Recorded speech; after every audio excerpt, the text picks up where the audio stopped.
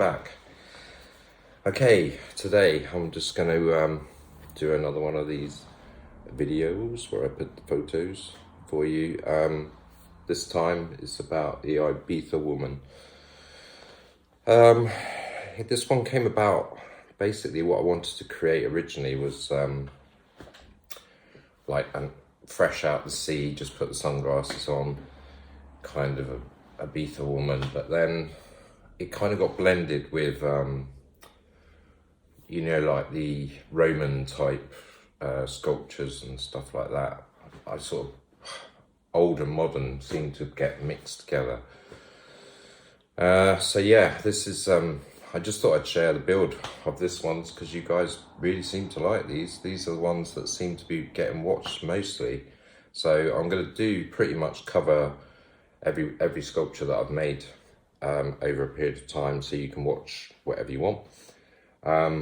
This guy, I'm going to do quite a long video on him because he was a really interesting build.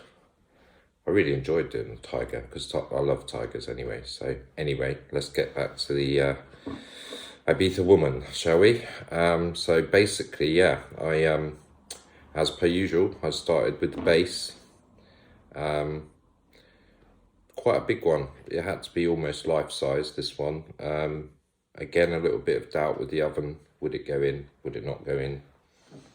You know, didn't want to... I was a bit worried about the hair. Once the hair goes on, it might be too tall. And actually, it was in the end. I'll tell you about that at the end. So here we are, building up the base. And then we're starting to put down some clay. I wanted to just get a full cover of clay onto this one so that I had lots of flexibility to move stuff around. Because I had never really sculpted a person out of polymer clay. This was my first person that I was going to be sculpting, so it was going to be a bit of an interesting ride for me. I was excited though. So the first base layer I put down was just like a white. God, it seemed to take forever. It took quite a lot of clay actually just to get that covered. But as you can see, I managed to get it done. It took me, I think it took me all day just to get that done. And then day two, I'm starting to put in some features. And that's when I'm realising, oh, this is going to be interesting, you know. Might not be as easy as I thought. I mean, look, I'm like, ooh. Got to keep going. Yeah. She's not looking like the kind of Ibiza woman that I had in mind coming out of the sea with her sunglasses on, and yeah, I wasn't really getting too excited at this point. I started to play around with the mouth and stuff, and I could see something starting to happen. You can see there's a bit more of a feminine feel to it going on now. I don't know if you can see in this photograph, but what I was doing with this clay is I had pink and I had white, and I kind of moulded it together, but not completely, so it was almost like a bit of a marble effect. So she's got a little bit of like a pink vein running through her as well. I thought it was kind of a nice look.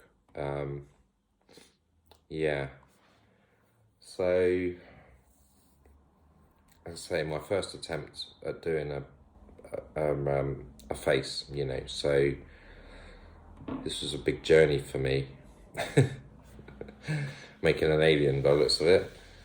But I was also conscious of because she was going to have her neck slightly turned. I mean, there's a bit of structure to that, because as we know, when we turn our necks, we have sort of, there's a line that starts to develop. So I was trying to make sure I got that into the neck as well. Because the idea was I wanted the hair to sort of go up and then sort of sweep round at the back. I knew what I had in my head, but trying to get it into some sort of style. But you can see already it's starting to look along those lines. You can see that line coming around the back of the neck that I'm trying to create there. Still looking very alien-like at the moment.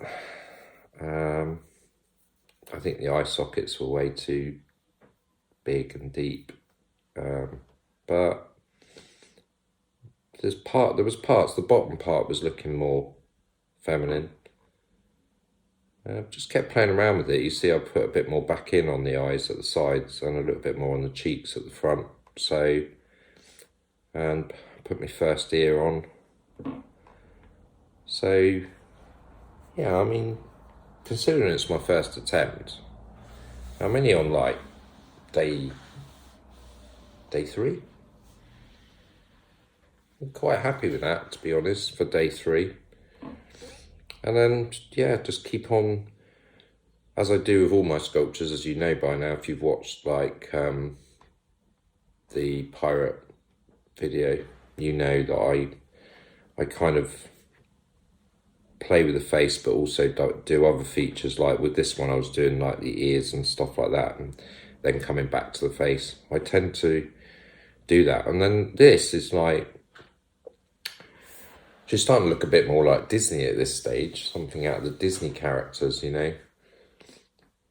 I was quite fascinated with what I was managing to make.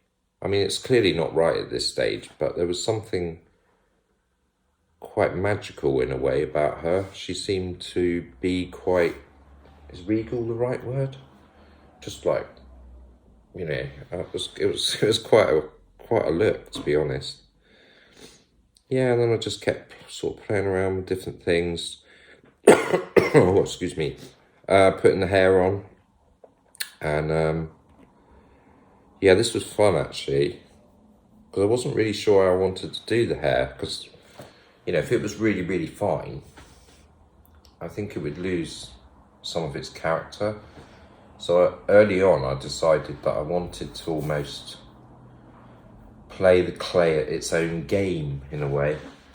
I mean, you can clearly see that I've rolled it and laid it on. You could see how I've done it, and I wasn't bothered about that. I wanted it to be a case of doing that, but making it look artistic. So what I'm trying to say is I didn't really need it to look like real hair. It was more about the expression of the hair as opposed to, I mean, we all know it's hair because it's on top of her head, right? But I didn't need it to be all like fine and, you know what I mean. Anyway, the hair started to go on.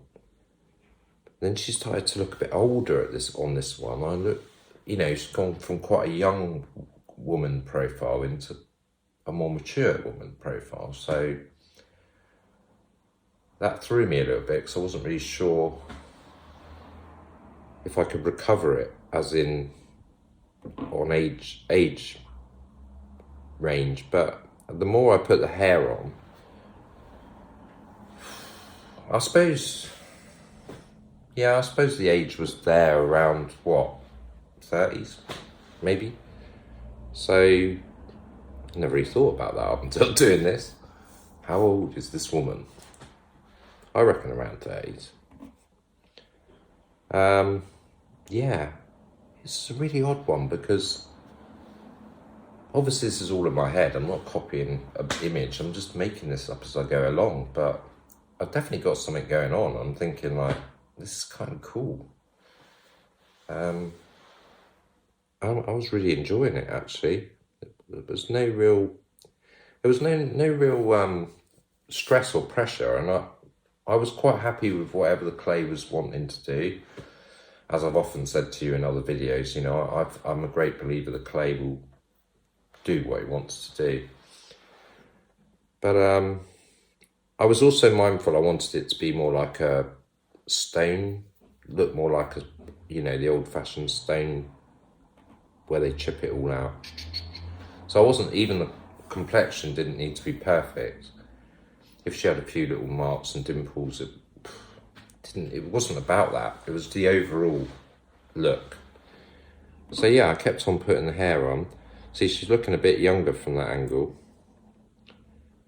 It was such a strange one to do. But I was really loving this hair, you know, the hair was looking amazing. And it's just by rolling it and placing it. I just thought, it just works. I don't know why, but it just does. So that's what I carried on doing. Obviously, I put a bit more emphasis on the cheeks and a bit more of a dip here and stuff. But yeah, it was starting to flow. I mean, you know, you can see here where I wanted that. You know, when you got long hair, if you come out, especially, I notice women sort of like wring their hair out and then they sort of flick it over one shoulder or whatever, you know. So that was the kind of thing I was going for. And it was working, to be fair. I mean, look, you know, it was working. I thought it looked pretty funky. So I just kept building it up. And yeah, I was really I mean, it's looking, considering I'm only rolling clay. Sorry, I'm having a cup of tea because I've got a bit of a dry throat today. Consider I'm only rolling clay and laying it down. It's very much about how I'm laying it. It's got nothing to do with how the clay is. So yeah, I'm loving this at this point. For, you know, for a first attempt on a person at a clay, it was never supposed to be perfect. I mean, look at this. It was never supposed to be perfect, but she's really got something about her, really. Different angles. She looks different on different angles. But, I mean, then I decided to do the rose. And, yeah, I don't know, the rose was a bit of a game changer on this particular sculpture, I think. It just added a whole new dimension to it. It made it quite delicate. Yeah, I like that. Came out really nice. But it was always supposed to be looking like it was almost made out of stone, you know. So that was the look I was going for. I was trying to mix old style of like, what do they used to call that? You know, in churches and stuff where they've got, I want to say masonry, but it's not masonry, where it might be a mason. I don't know. But you know what I mean, where they chisel it out of actual stone. I wanted it to try and have that effect anyway. And in a way, it was kind of working. So yeah, so I got the rose on. Yeah, I'm just kind of liking it, really, because the hair had to look like wet hair, because obviously hair's got a different characteristic when it's wet to dry. So I think having the strands like I had them gave that effect. I mean, look at this.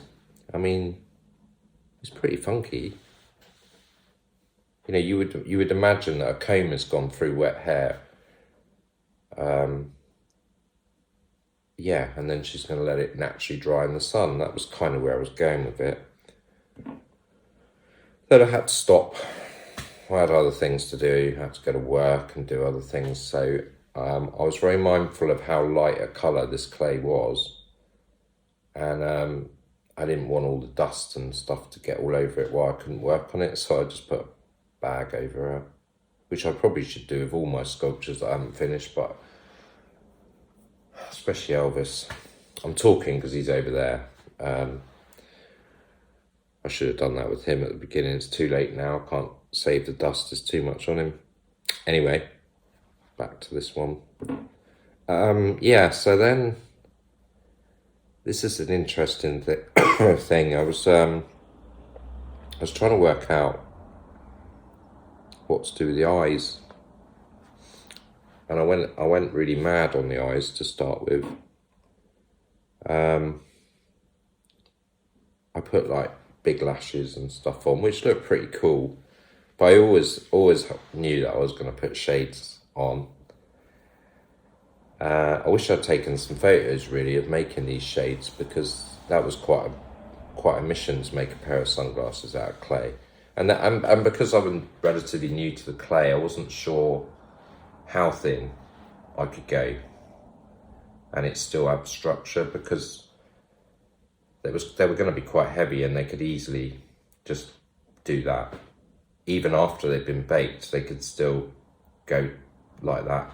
So I just thought I'd better off to go slightly thicker, which I was concerned about whether it would take all of the emphasis away from the face and everything else. But, you know, it kind of works. It kind of works because it's not supposed to be perfect, but the eye, the human eye, will smooth over any imperfections just to get the image that it's seeing. And art is very expressive anyway, so I didn't want her to be perfect. I wanted her to have a message, basically, that she's on holiday, she's just come out to sea, she's just got her shades on, it's a sunny day, nice wet hair, very feminine, you know. And yeah, I think it kind of works. It's an odd sculpture because out of all of the sculptures I've made, I think she's probably almost Marmite, you know. She's a lover or hater. Well, I don't know anyone who said they hate her, but I mean, yeah, it gets mixed comments, to be honest. I don't know, and sometimes you look at it and think, well, that could have been a bit here, or that could have been a bit there, but it's the artist's choice, you know. I kind of like to play devil's advocate a little bit when making sculptures and stuff, because I don't need things to be perfect, but I know there's so many people out there who strive for perfection with everything they make out of their clay or whatever. They want it to be absolutely perfect and immaculate. But I'm okay with a few flaws, you know. I kind of think it adds another dimension. You know, she's got a couple of lines in her cheeks, or, you know, doesn't matter to me because it's all part of the overall thing. Anyway, I do know a couple of people that absolutely love her and want to buy her or want her in their house, you know. And I don't know if I've ever mentioned this on any of my videos, but I'm an unsold artist. I've never sold anything. Everything I've created, I'm living with at the moment, including Jack, who's over there. So I've kept everything because this is a new journey for me, but there will be a time, obviously, when I will probably do an exhibition, or I'll find some way to... Sorry, my phone's just made a noise. Should put it on silent. I will find a way. Because I can't keep them all forever, can I? Because I won't be able to move. I want to, though. I love them all in their own little way. They've all got a little bit of personality about them. But as I keep building, obviously, I'm going to have a lot more. So anyway, I'm waffling again.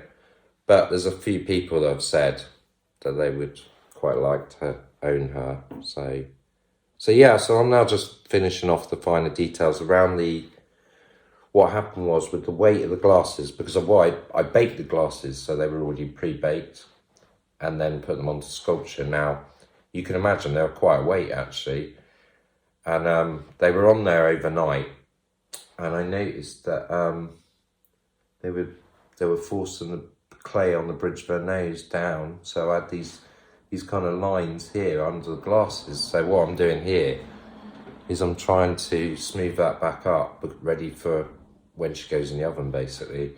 This was sort of prep. I was prepping her for the oven because for that very reason, she had to go in quite quick. For two reasons, because she was going to get dusty in there, and also because the glasses were just naturally wanting to gravitate south, and it would have been her ears next, then the hair, and I was like, you got to go in the oven. As soon as possible, you got to go in the oven, because I'm not going to be able to hold this clay where I want it to be. So, and then I was just doing a little bit more on the hair. Just a little bit more, just more nudging it in to make it flow more feminine around the top of her head and stuff like that. But I thought, overall, it's not a bad sculpture, you know. It's got a lot going on. There's a lot of talking points, and I was quite happy with that. It gave me a lot of encouragement anyway. And then after the oven, there she is on the old mantelpiece. And I've got to say, you know, overall, for something that was just in my head, and for my first kind of attempt at doing a bust, you know, of a person, I thought she came out all right, to be honest. I think it was a pretty fair attempt. And yeah. And there's a side angle just to show the hair. You see that hair? Some would say, oh, well, what have you done with the hair, man? It doesn't... No, it's supposed to be wet. It's wet hair. Wet hair looks completely different. It's sort of... Wet hair flops. And you know, that's what I wanted, that sort of wet hair look, where someone's just combed it and then it's just all flopped all over the shoulder, like, you know what I mean. So I think it works. I think having the gaps in the strands, like I've done it, really does emphasise that the hair's wet.